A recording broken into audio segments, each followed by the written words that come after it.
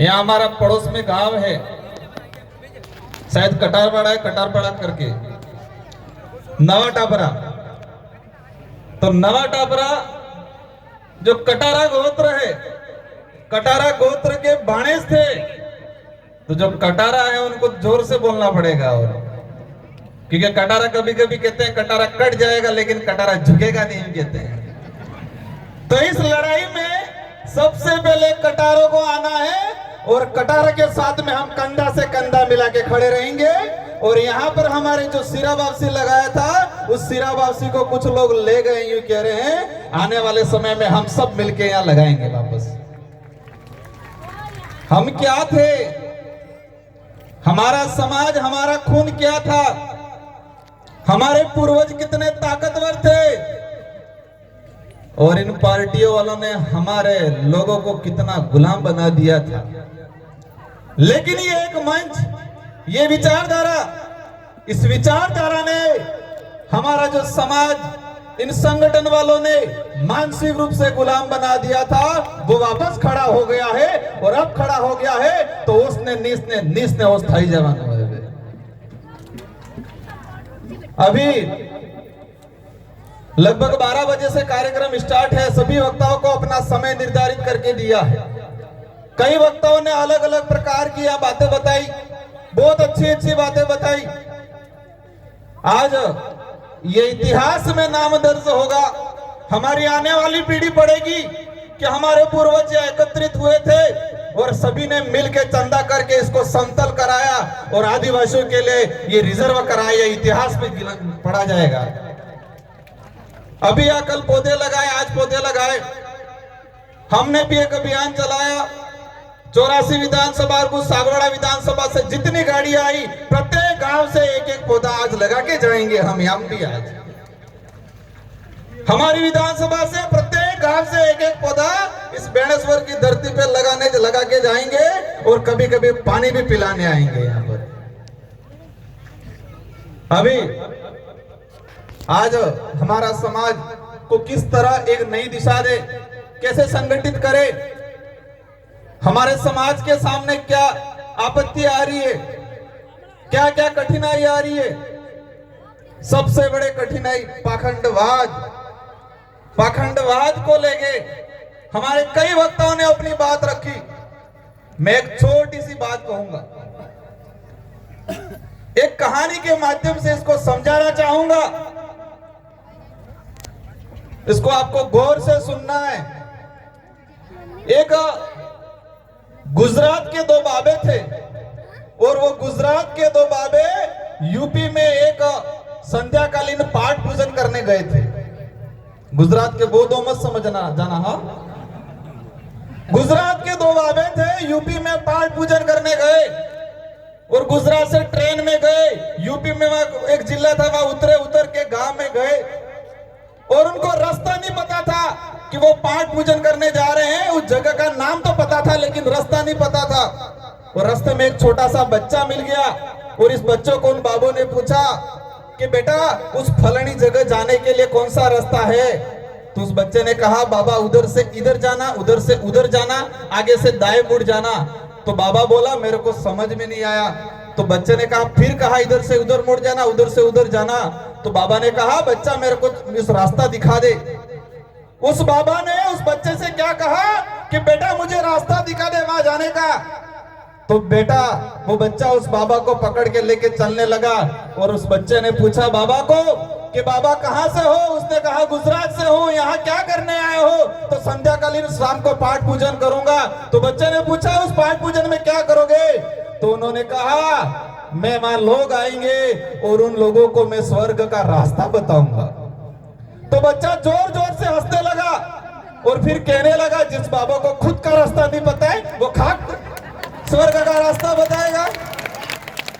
जिस बाबा को खुद का रास्ता नहीं पता है वो खाक स्वर्ग का रास्ता बताएगा। एक छोटे से बच्चे को ये बात समझ में आई, और हमारे लोग चिल्ला चिल्ला के कह रहे अभी तक किसको समझ में नहीं आ रहा ये पाखंडवाद क्या चीज है। मतलब एक बच्चे को समझ में आ गया कि जिस बाबा को खुद का रास्ता नहीं पता है वो खाक स्वर्ग का रास्ता बताएगा। मार तरफ थे कि बस काम था क्यों लागे। आज हमारा समाज कई बातों को लेके देश के अंदर जो स्थिति बन रही है, आदिवासी समाज को लेके पूरे देश में, हम पूर्वी भारत में जाते हैं, इधर दक्षिणी भारत में जाते हैं, सब जगह आदिवासी समाज के साथ अन्याय हो रहा है। सभी राज्यों के अंदर आदिवासी समाज के रिजर्वेशन के साथ अन्याय हो रहा है। कहीं भी आदिवासी समाज के नाम से संगठन बनता है, आदिवासी की एकता की बात करता है, आदिवासियों के लिए लड़ता है, तो ये लोग क्या कहते हैं? नक्सलवाद हो। आदिवासी की एकता की बात करते ही नक्सलवाद का आरोप लगाते। अभी मैंने 1 तारीख को वो आ रहे हैं, वो बाबे, 2 बाबे नहीं, दूसरे वाले बाबे आ रहे हैं, और आज के बाद से पूरे बिल प्रदेश के अंदर, मध्य प्रदेश, तत्कालीन वर्तमान का मध्य प्रदेश, गुजरात, महाराष्ट्र, राजस्थान के अंदर हमें एक अभियान चलाना है। अगर किसी ने भी नक्सलवाद या वनवासी बोला तो उस पे एट्रोसिटी का मुकदमा दर्ज करवाएंगे, और हम विधानसभा में भी एट्रोसिटी के अंदर यह प्रावधान करवाने की कोशिश करेंगे कि आदिवासियों को नक्सली बोला या वनवासी बोला तो उस पर एट्रोसिटी का मुकदमा दर्ज हो, और देशद्रोही तो बोला तो भी इस पे मुकदमा दर्ज करो। सारे देश को भेज दिया और कहते हैं देशभक्त हैं। उन लोगों ने पूरे देश को भेज दिया और कह रहे हैं कि हम देशभक्त हैं, और देशभक्त, देश के मालिक तो यहां बैठे हैं। आज देश के अंदर, आज ये इतने सारे लोग आए, हम खुशी हुई। हमारा आसपुर के साथी आए, भी जानकारी मिली कि यहाँ गौशाला के लिए बेणका की जमीन को रिजर्व कर दिया। गोपिये के राज में तो गौ तो गाय रोड पे घूम रही है भाई, रोड पे मर रही है हमारी गाय, और ये गाय के नाम से जमीन को रिजर्व कर रहे हैं और आदिवासियों को उजाड़ने का काम कर रहे हैं। आज रिजर्वेशन को लेके मैं बता रहा था कि इतने सारे हमारे पब्लिक आए, हमारे आदिवासी भाई आए, मध्य प्रदेश से आए, गुजरात से आए, ये हमारी ताकत है। लेकिन कभी कभी मैं सोचता हूं कि हमारी मूल जो ताकत है, हमारी जो मुख्य ताकत है, उस ताकत को हम गिरवी रख के आए हैं। हमारी जो मूल ताकत है, इस लोकतंत्र की मूल ताकत है, उसको हम हर 5 साल के अंदर गिरवी रख लेते। रखा कि नहीं रखा? मूल ताकत क्या है? हमारा मत है, वो मूल ताकत है, और हमारे मत के माध्यम से हमारी बात विधानसभा और लोकसभा में जाती है, और उस ताकत को हम लोकसभा और विधानसभा वोट आता है उस समय हम गिरवी रख देते हैं। वो हमारी मूल ताकत है। लेकिन ये विचारधारा आने वाले समय में पूरे बिल प्रदेश के अंदर इस देश का सच्चा लोकतंत्र क्या है, वो लोकतंत्र स्थापित करने का काम करेगा। हमें पब्लिक को समझाना है, इस संविधान के अंदर जो टिकट और पार्टी का कहीं हवाला नहीं है, उस संविधान के अंदर मत का हवाला है, और वोट है वो महत्वपूर्ण है, और उस ताकत को हमें आजमाना है आने वाले समय में। तो हमें आज 2 विधायक आपने निकाले, आने वाले समय में आपके और कालिया जाएगा तो मजा आएगा। तो हमारी जो मूल ताकत है, हमारे पूर्वजों ने उसको हर 5 साल के अंदर गिरवी रखा। हाँ, आसपुर वाला ने भी 2018 में रख दिया है, 2023 में बारी आ रही है, उधर बांसवाड़ा वाला ने भी रख दिया है। तेवे पूरू अटला समय थे कि जी मिल्यू है गन्ने, अटला समय थे कि हमारे से वोट लानी 2 रुपयों की दो है, एना समय आवी गयो है, और ब्याज सहित, चक्रवर्ती ब्याज सहित है तो पासो ले वो रिटर्न है। लेना है कि नहीं लेना है? क्योंकि हमारा लोकतंत्र के अंदर प्रावधान है, पब्लिक का राज, जनता का राज। तो सारी जनता नहीं जा सकती है, लेकिन जनता द्वारा चुना हुआ एक जनप्रतिनिधि विधानसभा और लोकसभा में जाएगा। आपकी सोच के अनुरूप, आपकी विचारधारा का आपके द्वारा सिलेक्शन किया हुआ आदमी जाएगा, तो उनकी कभी हिम्मत नहीं होगी नक्सलवाद, वनवासी बोलने की हिम्मत नहीं होगी।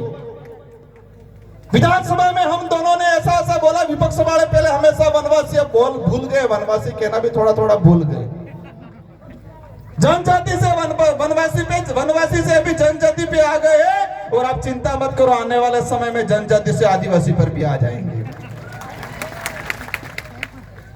आज हमारे पूर्व वक्ता शायद संचालक महोदय पीछे खड़े हो गए हैं, लेकिन मैं आप सबको एक बात कहना चाहूंगा, आज जिन वक्ताओं ने जो बात बोली है, यहाँ पर सिर्फ तालियां बजा के और यहाँ पर हमें सीना चौड़ा करके इतना ही करके भूलना नहीं है, ये बात गांठ बांध लेनी है और समय समय पे उसका मुकाबला करना है। गांठ बांध के घर पे ले जाना है, घर पे ले जाके गांव में बताना है और पूरे आदिवासी समाज को, और आने वाले समय में देश लेवल पे पूरे एससी समाज को, ओबीसी समाज को, तीनों जो पिछड़ा दलित है, हमारे दलित भाई भी आवाज उठाते। मैं दिल्ली गया था, जेएनयू के अंदर आवाज उठाते, उनको मायावादी का दर्जा दे दिया जाता है, उन पे भी आरोप लगाया जाता है। ये देश की लड़ाई है, हम सब की लड़ाई है, हम सबको मिल के लड़ना है और आने वाले समय में बताएंगे कि यह कालिया जागी गया ही है और वे तुम्हारे बहकामा में नया बना ही।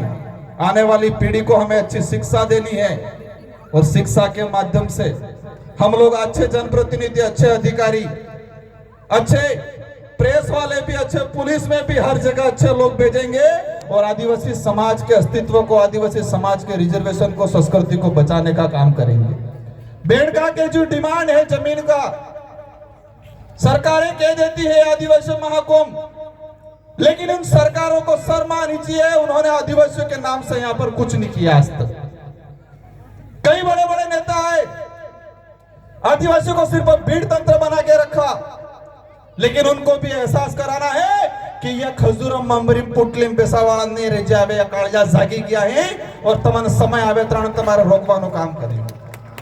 आप सभी को खूब खूब जोहार। आप सब ने यहाँ पर जो आए शांतिपूर्वक तरीके से अपने घर पे जाना है और इस बात को, इन बातों को गांव गांव, ढाणी ढाणी तक, परिवार परिवार तक प्रसारित करना है। एक तीर एक कमान, एक तीर एक कमान।